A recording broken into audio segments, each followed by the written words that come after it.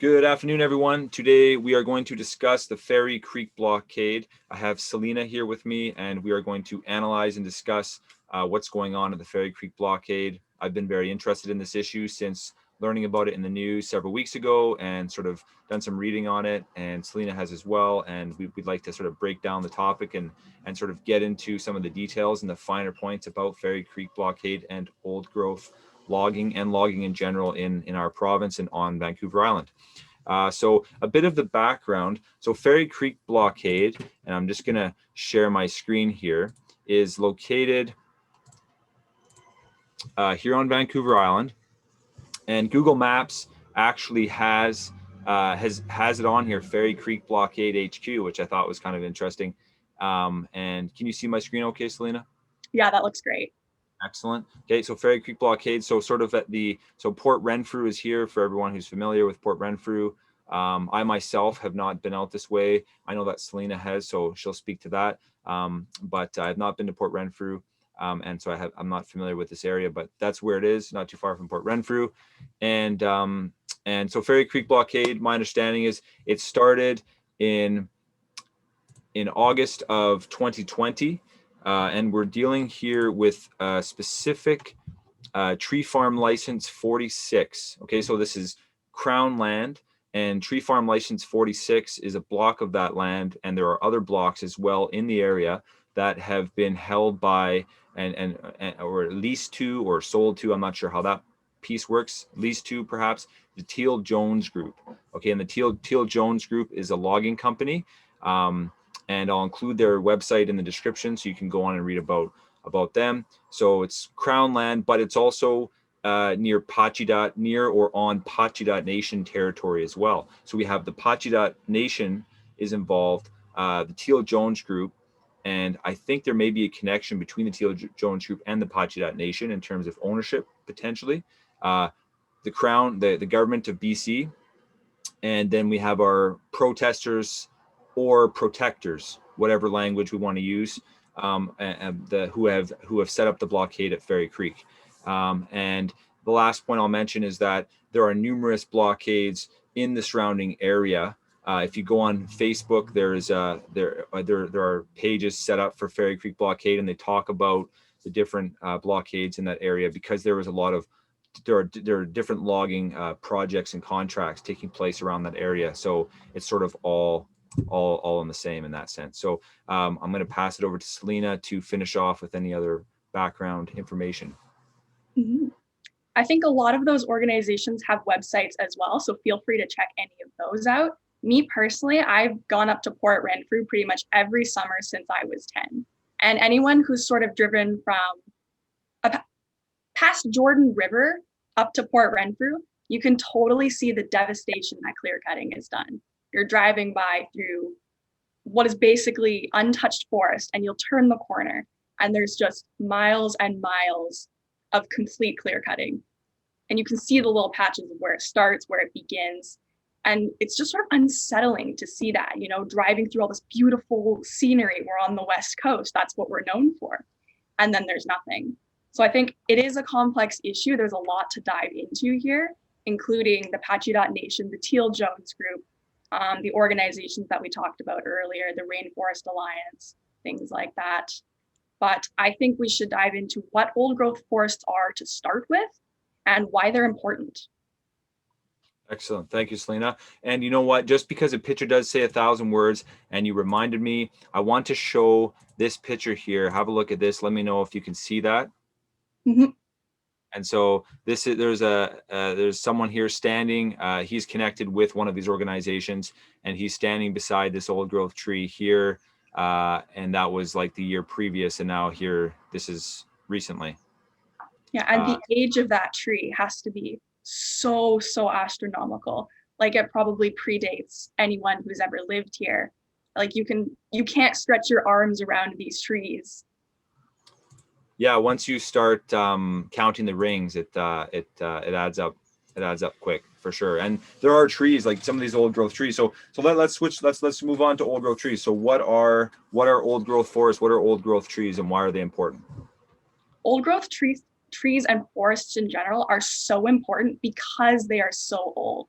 because there's so many different varieties of trees, so many different species growing in there. It promotes a total biodiversity. There's a lot of animals, a lot of plants, a lot of fungi, and a lot of life in general.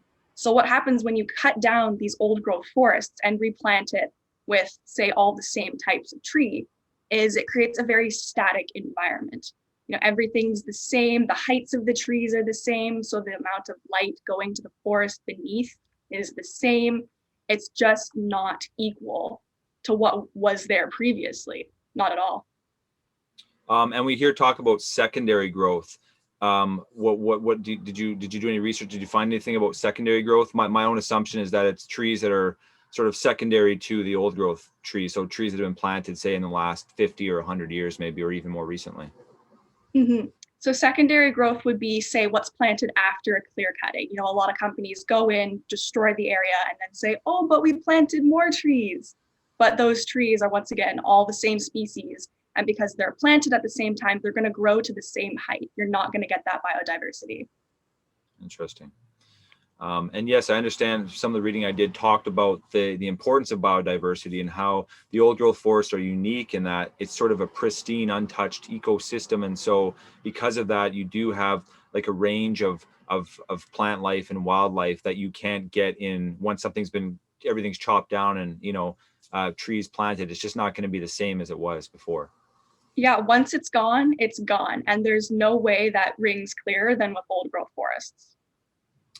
So let's talk some data. I mean, what do we know? What do we have? Do you have any notes immediately in front of you? I have a couple here. I'll pull up. I do, yeah. It's kind of hazy over what the actual numbers are because the BC government is sort of doing some funky different things with their numbers, with their statistics.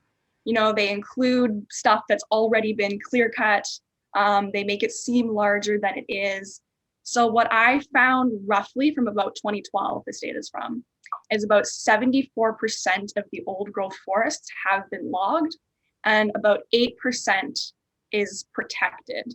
That is from 2012. So this is outdated information. I could not find anything more recent than that.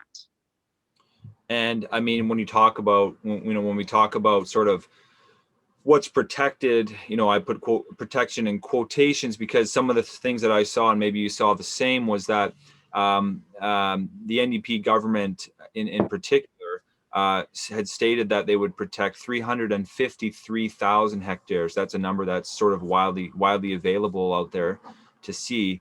And some of the arguments as to is that 353,000 hectares of old growth forest actually old growth forest? There was some talk of some of these areas, some stuff I looked at had talked about some of these areas had already been logged. Did you see anything like that? Yeah, totally. I saw some areas had already been logged. Some were inaccessible to be logged. So on very mountainous regions where the trees were smaller because there wasn't enough soil. So things like that, again, inflating the statistics, making it seem better than it is. Yeah, the Narwhal is a fantastic independent journalism, and they've done some research on this, and I will just quickly share my screen here again because there's this great article here, and I'm going to include the link, but it talks about sort of that whole idea of BC allowing logging in old growth and so-called protected old growth forests to continue. Yeah, I don't want to appear biased anyway, so I try and stay in the middle of the road, and I hope those listening and watching are aware of that. Trying to paint a balanced picture here. But there is sort of there's definitely, I'd say, more. I don't know what you found, but there's more information sort of pointing to the fact that this promise, this big number of 353,000 or whatever other numbers that are floating around out there. I've seen some other ones. It's not actually the case that, in fact, some of it has been logged already, or as you said, growing on mountainsides. And it's the question of what does that amount actually amount to? Right. And so I guess that's where, when we talk about the protesters, which I want to talk about, I think we're talking about that next here. yes, we're talking about the protesters next. That's where sort of the anger and frustration comes from. Is I think there's a sense in the eyes of some that there's almost like a betrayal there. We just had an election, and I think that there's a letter that the NDP, it's available on their website, and there's a link which I'll include at the bottom, which it talks about the efforts they've taken to protect the old growth forest, and that and maybe there is some commentary on social media amongst the pro forest protector side of things that those promises haven't been honored. Mm-hmm. So why don't we get into that about the Fairy Creek blockade specifically? Let's do What that. I found is that the blockade started on August 9th, 2020, so it'd be summer of last year from now, and it has been going on pretty much ever since. Yeah, and I mean initially too, it started with I think like 12 or 15 participants, and it's now grown to dozens or even hundreds. Yeah, kids come out with their parents, they sit there for the day, and it's a hard job what they do. They go in, I think I was reading, they go in before the sun rises, they set up camp, and then they sit there and wait, because that's all that they can do to stop this from happening. So what they're doing is they're sitting to stop the Teal-Jones Group from going forth to log the Fairy Creek, basically. That's right, and they're sort of putting their personal safety in harm's way, in the sense that there was an injunction granted on April 1st, this past April 1st, by the BC Supreme Court that ruled in favor of the Teal-Jones Group, and basically has said that the protesters, that Teal-Jones Group has the right to log there. And so now my understanding is that anyone there who is protesting or protecting can be arrested. Absolutely. As far as I can tell, the police have not really acted upon that yet. It's unclear whether they will or not. From my understanding, something has to happen, whether that be the police physically removing these blockaders or the Teal-Jones Group collaborating to not log that area anymore. Like, it can't stay the way that it is. Well, I'm wondering, like, what are the optics of that for Horgan's government? NDP sort of campaigning on sort of what I would argue are sort of green initiatives, pro-environment initiatives, to sort of pull some of that vote from the Green Party so that they could get their majority at the legislature. What would that look like for Horgan's government and for Horgan himself if there were sort of mass arrests at Fairy Creek Blockade? I don't know. The optics wouldn't be so good. Oh, that looks terrible. Then the government's basically spreading the message of, oh, we hate the environment, we hate old growth forests, we're going to arrest anyone who stands in our way. So it's not just as simple as going in and removing the problem. It's not a problem that's going to go away no matter what happens, pretty much. Yeah, I mean, I found it interesting. There is a woman, her name is Shauna Knight, I believe is her last name, and she runs the Buddha Box food truck, which is Victoria or Vancouver Islands, Southern Vancouver Islands' first or only vegan food truck. And she, there's some stuff on her page, which I'll include as well. But she was in the 1980s, there's talk about how she attended the War of the Woods protests, which drew like thousands of people from across Canada out to Vancouver Island to protest logging and to protect forests. And it was sort of like it was put away after that. It was a done deal that old growth forests will be protected. And now here we are, 30 years later, 25 years later, sort of revisiting the same thing. So that came as quite a shock to her. And I think for a lot of other Canadians too. And even those of us who it's in our own backyard. I mean, I live in, Victoria. My life is, I don't spend a lot of time out in the forest, and my life isn't necessarily directly tied to the forest, but so I don't really see the scale of logging that's taking place. But I know for people who that's their fingers on the pulse, that's sort of what they're focused on, that it has become a big issue over the last few years. And it's interesting that you bring that up, because the Pacheedaht Nation, which of course Fairy Creek is bordering on, there's controversy within the nation itself, whether they're for or against it. The leaders of the nation are basically saying, we don't want the protesters here, they're not welcome in our territory. But on the reverse, we have people who do belong to the Pacheedaht Nation on the side of the protesters saying, no, the trees are important. We have to be on the right side of this argument. So it begs the interesting question of, are the leaders speaking for the whole, or are these individuals on the wrong side, so to speak? Yeah, I mean, it brings up, we're in a time sort of where it's all about truth and reconciliation, sort of promoting self-determination for our Indigenous nations here in Canada. And now, we see where sort of, it's interesting because, I don't think that many people would say that the protesters are colonists. They're not going into destroy the environment or take anything from the indigenous, that indigenous nation, the Pacheedaht Nation. But at the same time, if the Pacheedaht Nation, the powers that be within the Pacheedaht Nation, I think it's the elected chief and the hereditary chief, have both said that they're not welcome.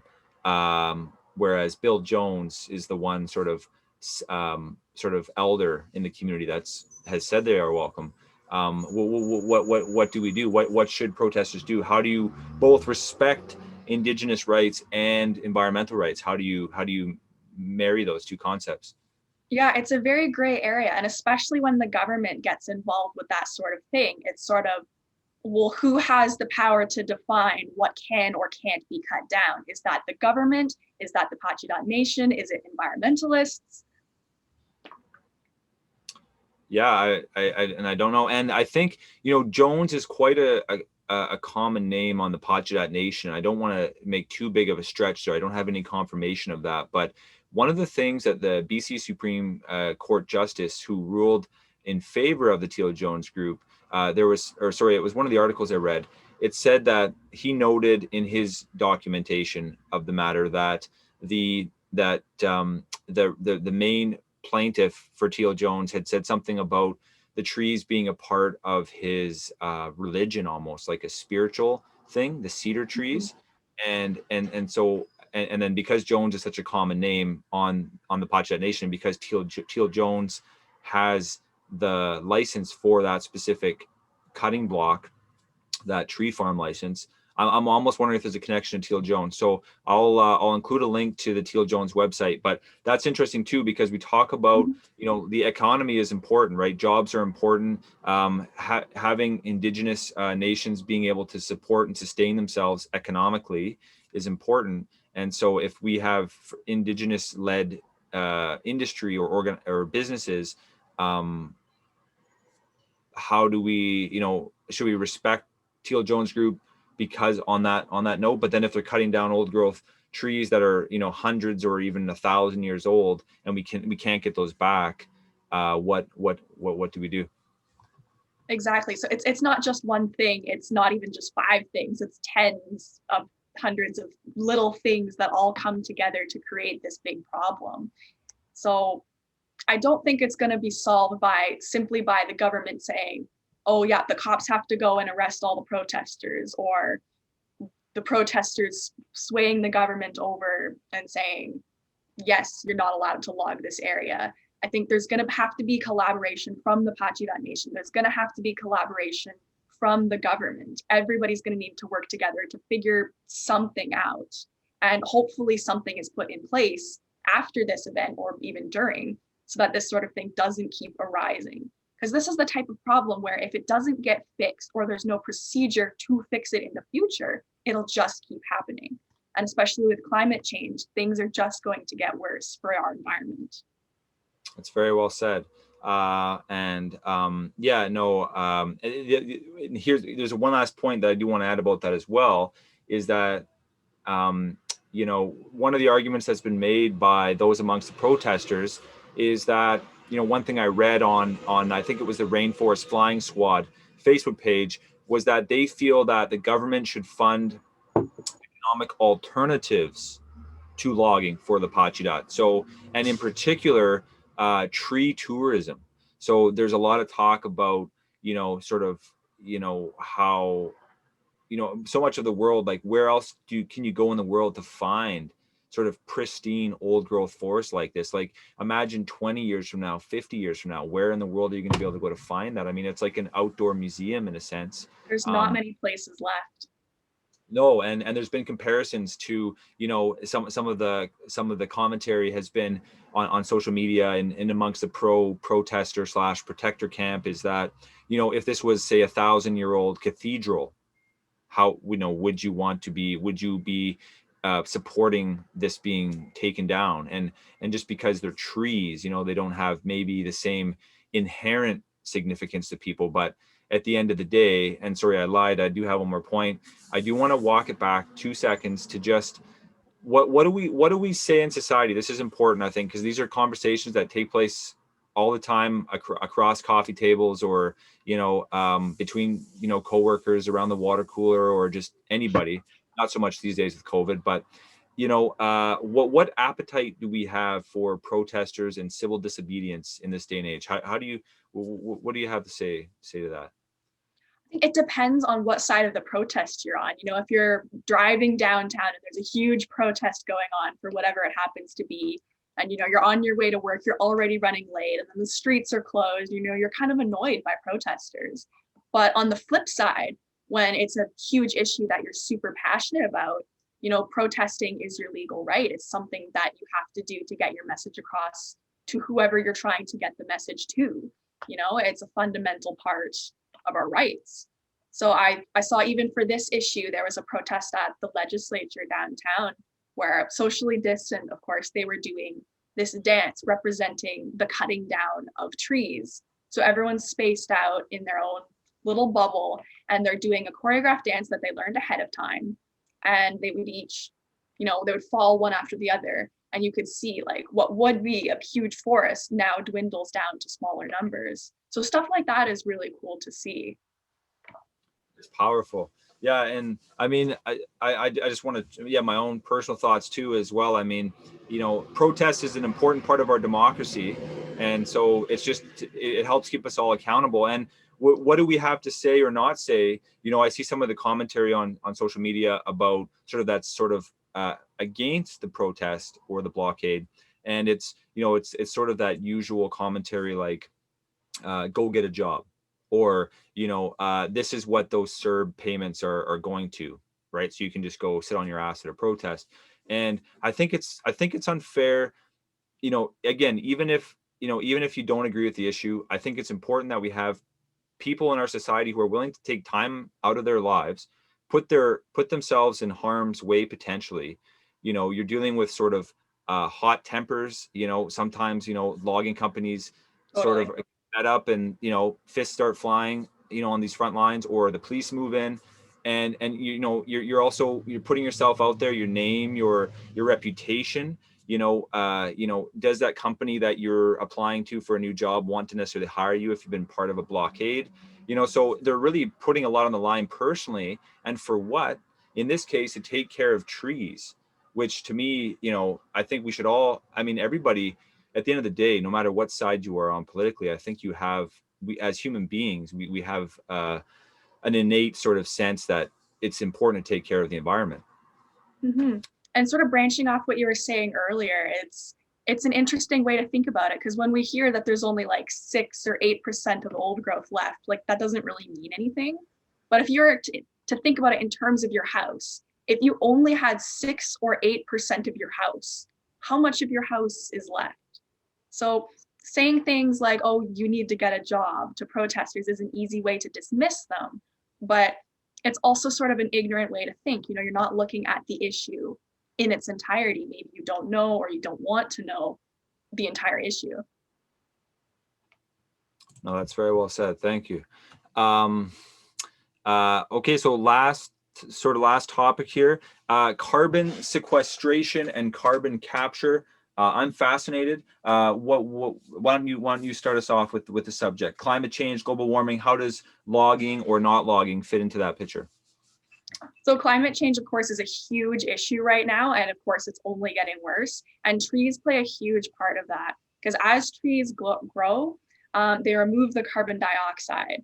And we have artificial ways to do this. We have been working on them. They've actually existed for years, but where the technology is at right now is it's not economically efficient. It's so much more expensive for companies to install these things in their factories or whatever it happens to be, and they're not making any money off of that. All they get is a metaphorical pat on the back for doing the right thing. And of course, when there is no reward, it's not going to happen. So whether it needs to be a financial incentive from the government or peer pressure from consumers, we need to find, whatever happens to be, we need to find an eco-friendly solution to help with global warming, climate change, whatever we want to call it. Yeah, I mean, great points. My whole thing is sort of it sort of seems counterintuitive to chop down trees while simultaneously pursuing, carbon emission reductions, because that is exactly what trees do. It is, And yeah. anyone can Google, and I did yesterday, and I think I found it was the American gum tree of all trees that's sort of like right up there, number one, number two, number three. But trees pull like hundreds of pounds or even millions of pounds, collectively forests, of carbon out of the And they're air. free. They're free. They support biodiversity in the amazing West Coast that we have here, especially on the island. And so it is counterintuitive in a way to put all this time and money into carbon capture technology and then be cutting down forests in general. But I would argue that that's the way that humanity goes, act without consequence, realize the consequence, and try to find some technology way to make up for what we've done. I put that on a bumper sticker. That's okay. So yeah, last 5 or 10 minutes, wrap up here, 5 minutes. I just want to say, because I really want to present a balanced perspective. I really don't want Victoria BC Talks or, any of our analyses to be, portrayed as sort of one side or the other. So let's, I don't know if there anything was left unsaid about the economic factors involved. I think I was fair. I think for the Pacheedaht Nation to be able to have, and I'm going to double check my assumption that Teal-Jones Group has a connection to the Pacheedaht Nation itself. But for our Indigenous nations in Canada to have a means to economically support their nations and grow themselves but how do we balance that with taking care of, say, the environment when it comes to logging or oil? Like in Alberta, say, a lot of the First Nations, Indigenous groups there, some of them do have very vested interests in the oil industry, and so it's like it's revenue for their people, but at the same time detrimental to the environment. How do we mesh those two things? And also lumber costs, right? So lumber costs have gone up exponentially. I've heard as much as I've seen and heard personally, and most of this anecdotally, but like we're talking 50% or more. And even old growth is worth a lot more in terms of lumber than second growth. I don't remember why. I think it was something about it being more compressed closer together, and it's just a better quality of wood than what results from the second growth. So that's another factor that plays in there too. So yeah, I mean, what do we do? Like, we need lumber to continue to, we're 8 billion people on this planet. Everyone's renovating throughout COVID.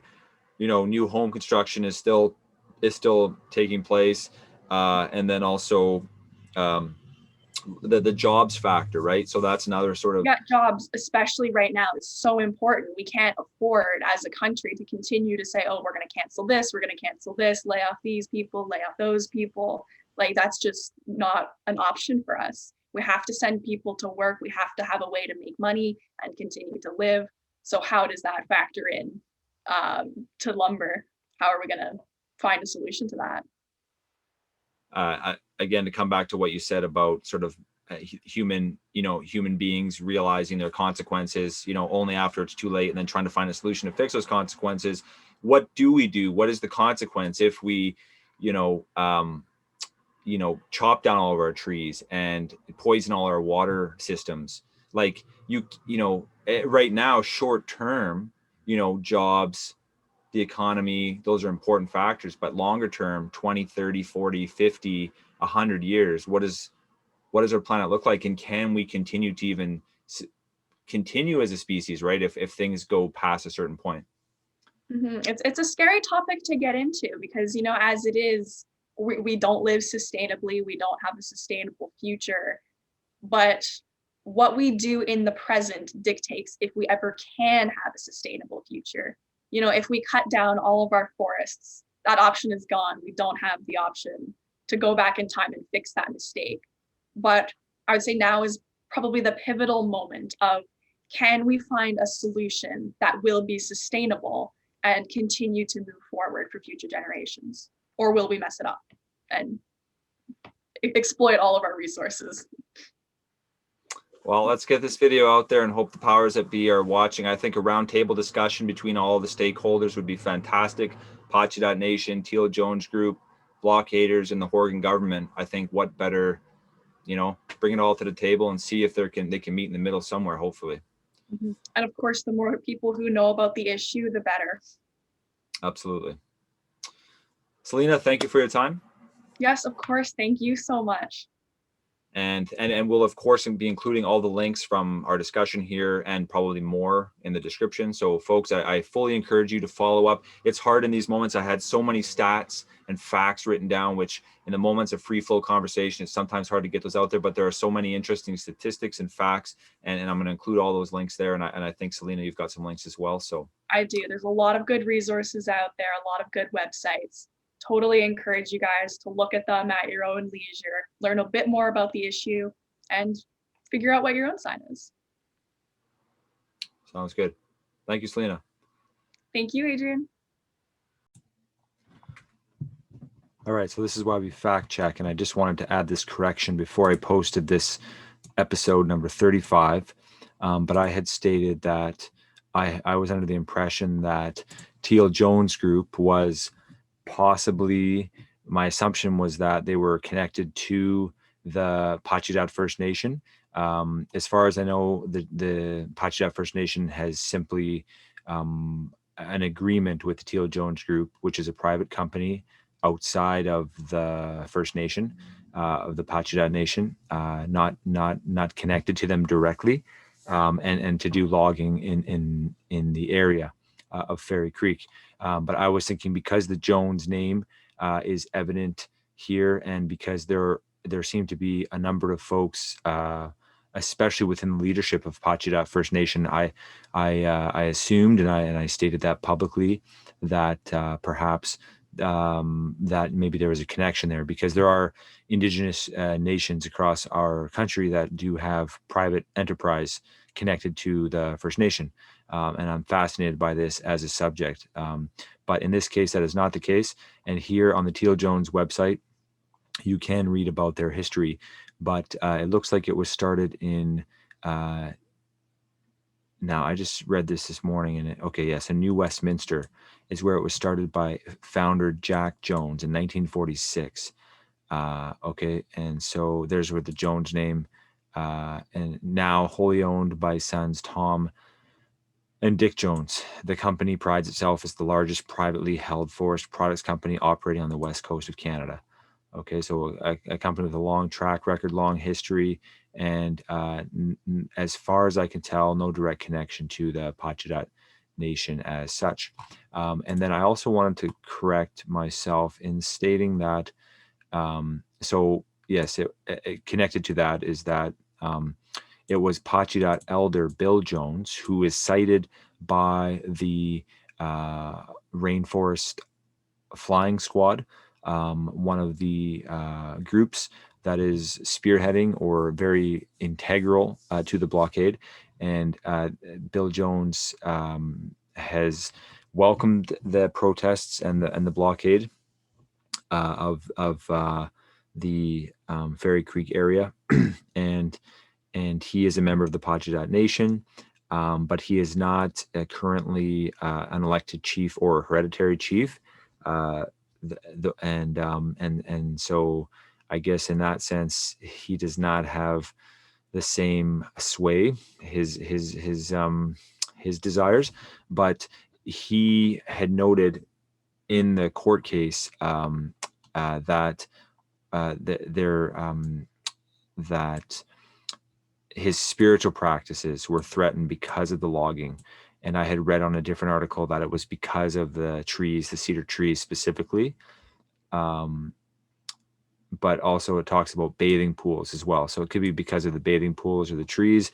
But the BC Supreme Court Justice who ruled in favor of Teal-Jones and who ruled who granted an injunction against the blockade so that Teal-Jones could continue to log, and sort of essentially stating that the protest and the blockade is not legal, and therefore opening grounds for them to be arrested. This was on April 1st. But the freedom of religion challenge that Pacheedaht elder Bill Jones cited or stated as part of the case must be directed at government and not at Teal-Jones. So that's where that stands. I just wanted to clarify that and attach that piece about the religious challenge to Pacheedaht elder Bill Jones and not to Teal-Jones. So there we go, the two corrections. And rather than edit the original video, I would much rather leave my mistakes out there to sort of hang on the line and sort of, spur me forth as an aspiring citizen journalist. I think accountability and good, honest, when you make a mistake, you admit it and you clarify and you correct and you go forward. And that's the culture I want to imbibe and instill at Victoria BC Talks, and that is the message I want to put out there to anyone watching and listening. So what you can expect when you tune into Victoria BC Talks. So I hope you have enjoyed this latest episode 35. Please do check out our Facebook page and our YouTube channel, and show us some love with smashing that like button or subscribing or whatever you can do to kind of get us some more hits. I produce these episodes so that, to kind of spread the word and to get an audience. And I would also very much appreciate your comments and your feedback. And if any of you listening would like to come on the show and have a conversation with me on any topic related to Victoria, Vancouver Island, sort of our region here, I would be more than happy to chat. Thanks for listening and tuning in, and be sure to tune in again soon to our next episode.